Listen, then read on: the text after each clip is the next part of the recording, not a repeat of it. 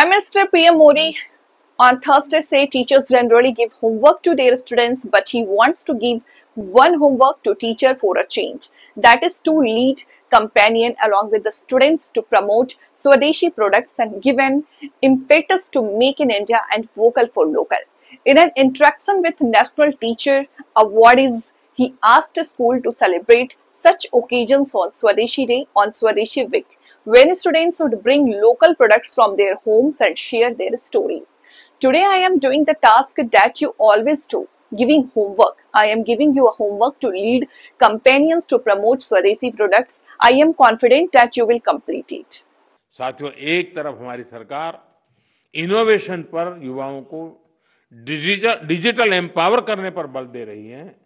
दूसरी तरफ डिजिटल दुनिया के जो दुष्प्रभाव है उनसे भी हमारी नई पीढ़ी को, हमारे स्कूल के बच्चों को, हमारे स्टूडेंट्स को, हमारे परिवार के बच्चों को हमें उनको बचाना होगा। उनकी हेल्थ और प्रोडक्टिविटी बढ़ाने पर भी बल देना ये हम सबका सामूहिक कर्तव्य है। आपने अभी देखा होगा कि अभी पार्लियामेंट का जब सत्र चल रहा था तो हमने ऑनलाइन गेमिंग से जुड़ा एक कानून बनाया है। अब ये सब शिक्षकों को पता होना चाहिए। गेमिंग एंड गैम्बलिंग,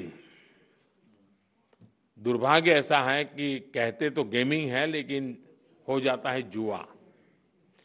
और इसलिए सरकार ने, और बहुत बड़ा निर्णय है ये, बड़ी बड़ी ताकतें वो कभी नहीं चाहती थी कि ऐसा कानून आए और देश में गैम्बलिंग पर प्रतिबंध आ जाए।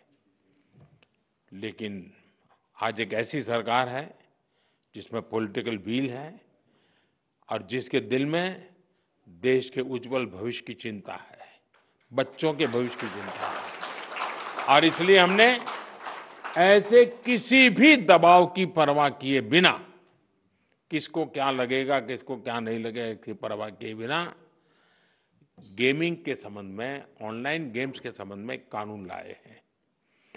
ऐसे अनेक ऑनलाइन गेम्स थे जिनसे हमारे स्टूडेंट्स प्रभावित हो रहे थे। पैसों के खेल चलते थे, ज्यादा कमाने के इरादे से लोग पैसे डालते थे।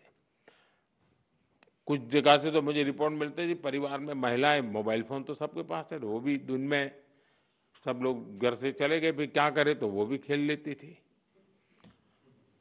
आत्महत्या की घटनाएं मिलती थी, कर्जदार बन जाते थे। यानी बहुत बड़ा, यानी परिवारों के परिवार तबाह हो गए, आर्थिक नुकसान हो रहा था।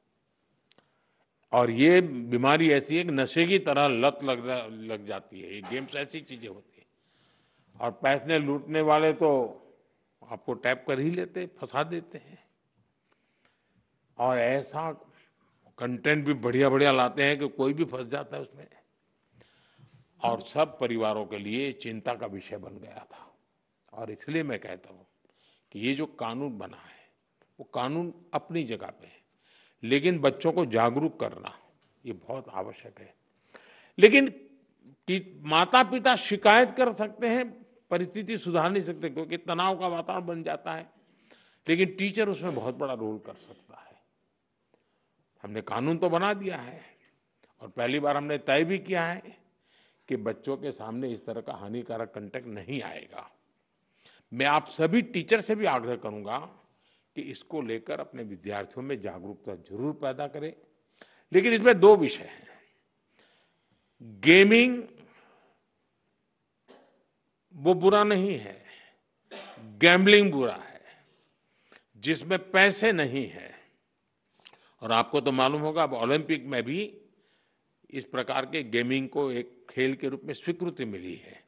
तो वो टैलेंट का विकास होना, स्किल का विकास होना, उसमें जिनकी महारत है उसकी ट्रेनिंग होना अलग चीज है।